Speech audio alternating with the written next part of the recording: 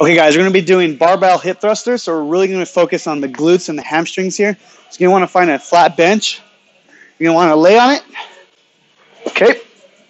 Mid back is usually where you want to be. You're going to grab the bar.